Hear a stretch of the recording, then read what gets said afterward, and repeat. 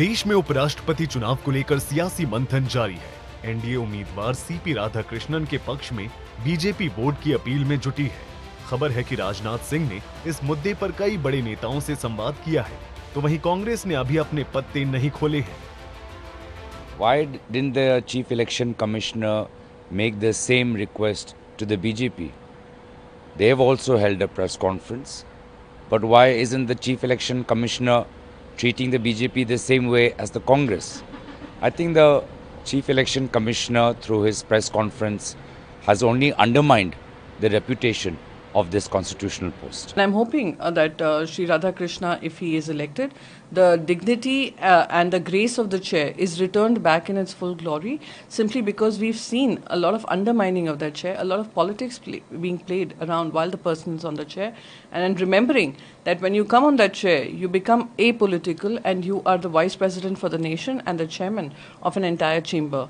Having said that, as far as India Alliance is concerned, India Alliance would get together and take a decision on what it's going to be doing in the as far as the vice president election is concerned. देखिए, कट्टर RSS के हैं, इसीलिए बहुत हिंदुत्व को जानते हैं, भारतीयता को जानते हैं और वो जानते हैं कि भारत के व्यक्तियों को क्या चाहिए।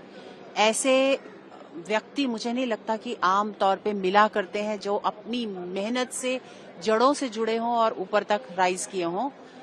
और कांग्रेस को कोई भी बात पे आपत्ति हो सकती है, बीजेपी कुछ भी करेगी कि कोई भी नाम लेगी आपत्ति होगी। अभी देखना यह है कि डीएमके क्या करती है, क्योंकि साउथ से नाम है और उनको वो सपोर्ट देती है क्योंकि उनके यहाँ से आए हैं और मुझे लगता है डीएमके भी उसका स्वागत करेगी और सपोर्ट करेगी। बता दें कि सीपी राधाकृष्णन तमिलनाडु के रहने वाले हैं और मौजूदा समय महाराष्ट्र के राज्यपाल हैं। इसके अलावा सीपी राधाकृष्णन झारखंड के राज्यपाल की भी कमान संभाल चुके हैं। साथ ही 2 बार कोयम्बटूर से लोकसभा सांसद रह चुके हैं। इसके अलावा सीपी राधाकृष्णन 2004 से 2007 के बीच तमिलनाडु बीजेपी अध्यक्ष भी रहे हैं। 2003 में यूएन महासभा में भारत का प्रतिनिधित्व कर चुके हैं। इसके बाद 2016 से 2020 में ऑल इंडिया कोयर बोर्ड के अध्यक्ष भी रह चुके हैं।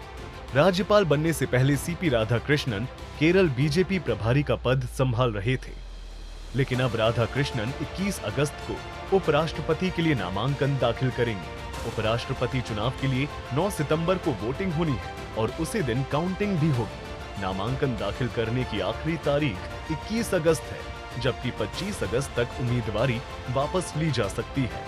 ब्यूरो रिपोर्ट, सूर्या समाचार।